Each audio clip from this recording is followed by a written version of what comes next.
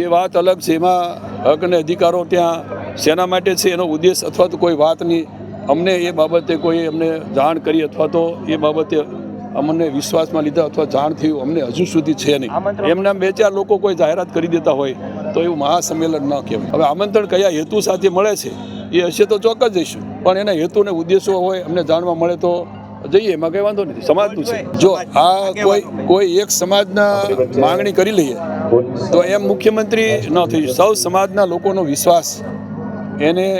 સંપાદિત કરવો જોઈએ, વિશ્વાસ જીતવો પડે કે બીજા અન્ય સમાજના લોકોનો પણ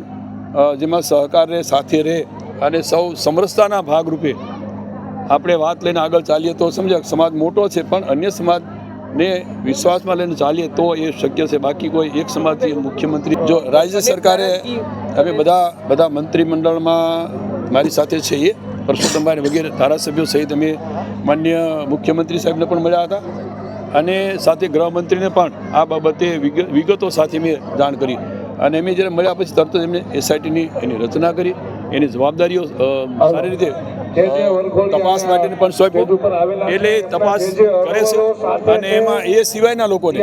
પણ એમાં પૂછપરછ માટે બોલાવ્યા છે. એમાં જે કાંઈ નીકળશે એ સરકાર પણ એના માટે ખુલ્લા મને છે કે એના માટે પગલાં લેવાશે. કોઈ પણ હોય સમાજનો એ આમંત્રણ ખાસ કરીને આપવાળા કોઈ મિત્રો બોલાવતા હોય તો એમ તો ન જઈએ, પણ એનો હેતુ ઉદ્દેશ શું છે અને એ પોતે વ્યક્તિ કાંઈ જાહેરાત કરે તો સમાજ, હું જાહેરાત કરી દઉં તો સમાજને કોઈને વિશ્વાસમાં લીધા વિના હું કહું તો પણ બધા લોકો એમ ભેગા ન થઈ જાય, પણ એનો હેતુ ઉદ્દેશ શું છે એને ધ્યાનમાં રાખીને જો મુદ્દા મુકાય સૌને વિશ્વાસમાં લઈને કરે, જો એના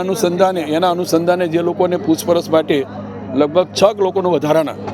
જે નામ જે પ્રમાણે એ લોકો આપતા ગયા એને બધાને તપાસ માટે બોલાવે છે અને હજુ પણ એમાંથી કોઈને શંકાસ્પદ હોય અથવા આધાર પુરાવા મળે તો હજુ બોલાવવાની એસઆઈટીની તૈયારી છે. એ પ્રમાણે માનનીય મુખ્યમંત્રી સાહેબે પણ કહ્યું છે કે આપણે કોઈ પણ આમાં સંડોવાયેલા હશે તો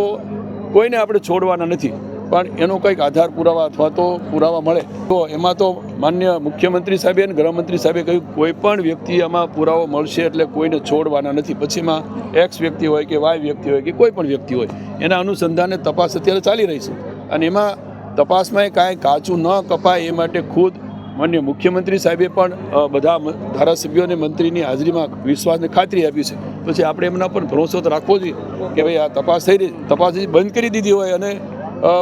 જાહેરાત કરી હોય કે એસઆઈટી અમે સામેલ કરી દઈએ એટલે અહીંથી વિડ્રો કરી લઈએ છીએ અથવા તો એસઆઈટીની તપાસ પૂરી થાય એવી કોઈ જાહેરાત તો કરી નથી, તપાસ ચાલુ છે. બરાબર, આમાં કોઈ એકાદ બે વ્યક્તિના કારણે કોઈ બે સમાજ વચ્ચે અંતર ન થાય એવો કોઈ ઉદ્દેશ લઈને કોઈ સંમેલન બોલાવાતું હોય તો એ સંમેલન તો યોગ્ય પણ નથી. બરાબર, એકાદ બે વ્યક્તિ અમારામાં પણ સામે કોઈ પણ દોષિત હોઈ શકે, જે ગુનેગાર છે એના માટે જે પગલાં લેવાના થતા હશે એમાં રાજ્ય સરકારનું મન ખુલ્લું છે. સાંજ સમાચાર ફેસબુક પેજને લાઇક કરો, વિડીયો શેર કરો અને વધુ વિગતવાર સમાચાર માટે sanssamachar.net વિઝિટ કરો.